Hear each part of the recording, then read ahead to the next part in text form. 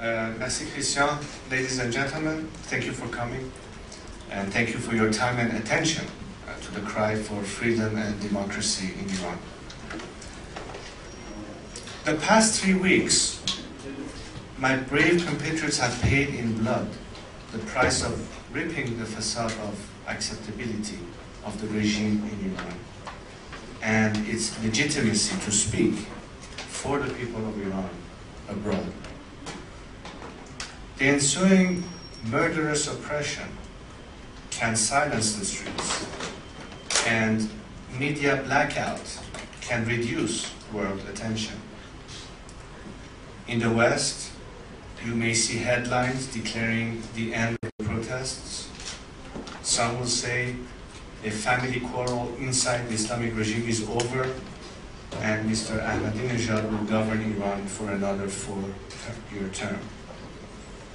But they misread the situation. Although more demonstrations may pop up, and the 10th anniversary of the student uprising on July 9th is a date to watch, phase 1, that is election-related mass demonstrations, is now over. But let me clarify what phase 2, which is the phase of national resistance, will look like. Perceived as a usurper in his second term, Mr. Ahmadinejad's increasing insecurity at home will compel him to invent foreign enemies, further isolating Iran. Compounded with low oil prices, the need for slower liquidity growth to limit spiraling inflation, with massive capital flight and a drained stock market, and a further hemorrhage of skilled managers, just to name a few problems, he will face insurmountable obstacles in running the day-to-day affairs of government. He will need a minimal cooperation of the people for the ship of state to sail on. Instead, he will find burgeoning resistance everywhere until his government grinds to a halt. Disappointed and alarmed, influential clerics, important parliamentary factions, and other institutions will question his ability to cope and undermine his authority from within the Islamist state. That final paralysis will mark the end of the second phase. It is hard to predict the third phase. Will a part of the Revolutionary Guards move in to fill the vacuum created by a collapse of authority in a functioning government? If so, the regime will be reduced to an unsustainably narrow base of support, expediting its fall. Will strikes spread and re-energized mass demonstrations sweep the country, compelling the authorities to yield to public pressure towards a new democratic order? No exact scenario can be written at this time, but the end is clear. Now, fast rewind to today, let's acknowledge that the path is perilous.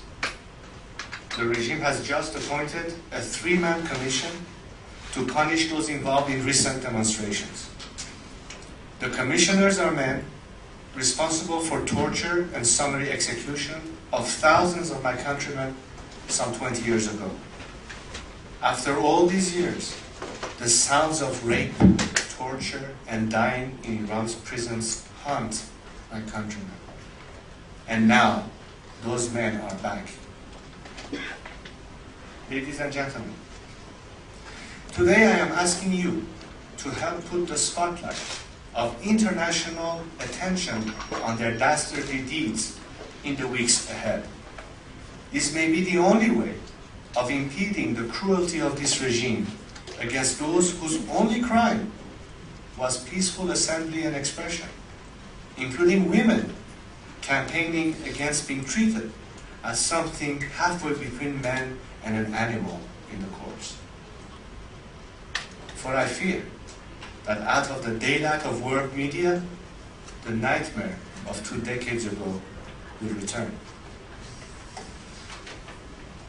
Your second contribution is keeping your political leaders informed about the range and brutality of the oppression in Iran.